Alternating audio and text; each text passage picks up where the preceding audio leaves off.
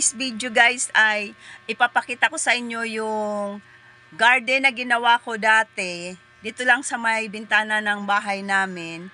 Plinex ko na to dati sa sa YouTube ko, tapos pinost ko na to, pero hindi ko na siya naasikaso guys kasi nga na busy ako guys. Pero ngayon guys, ayan, nilinis ko uli siya.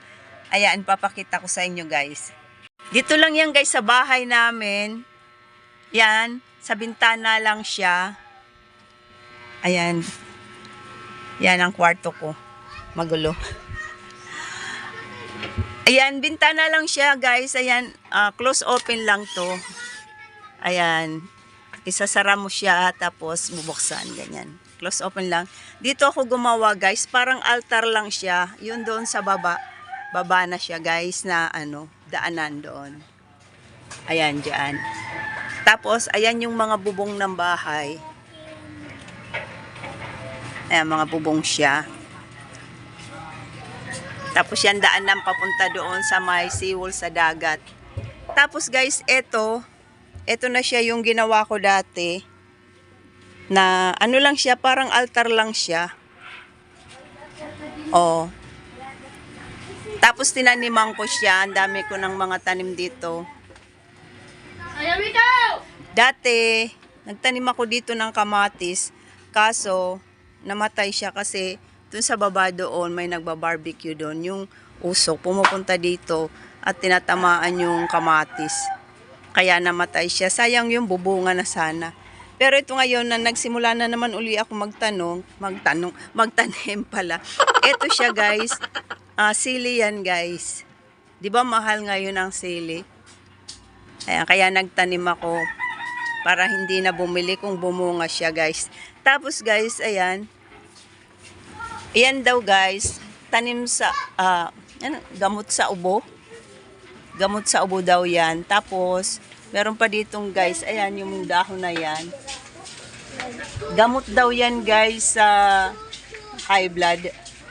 Lalagay mo lang daw yan sa baso, mainit na tubig, tapos yung dahon ilalagay mo. Pwede mo nang inumin. Tapos, daw yan sa high blood. Ayan. At saka sa, ano ba yun yung, yung mataas ang sugar. Ayan. Yan na, dahon na yan. Tapos guys, ayun, may orchids ako. Sinabit ko yung orchids kasi nga wala na ditong space sa baba. Ayan, yung mga halaman. Ayan. Tapos, yan, may bagong tanim akong sili. Ito, malalaki na to siya. Sana bumunga siya guys, para matikman din natin yung yung bunga ng tinanim natin. Tapos guys, meron pa ako ditong bakante. Tataniman ko rin yan guys ng kamatis. Gusto ko kasing magkaroon ng tanim na kamatis uli. Subukan ko uli, baka mabuhay na sa ngayon. Ayan guys, 'di ba? Mini garden lang sa bahay. Para-paraan lang guys kasi wala tayong space. Wala kasing space na dito sa aming lugar. Yung bahay dikit-dikit, tapos yung puro semento na yung tapat ng bahay. Kaya ayan, gumawa na ako ng paraan para ako magkaroon ng mini garden. Ayan. 'Di ba? Pwede naman. Ayan, sa mga gustong gumawa ng mga ng mini garden sa bahay, pwedeng ganito na lang ang gawin natin kung wala talaga kayong space na gagamitin. Ayan, 'di ba? Oh. Oh, 'di ba? Bintana lang 'yan. Oh, 'di ba? Pwede na. Meron ka ng libangan, tapos parang masarap sa matang tingnan pag meron kang mga halaman. Ayan, 'di ba? Ayan guys, eto siya.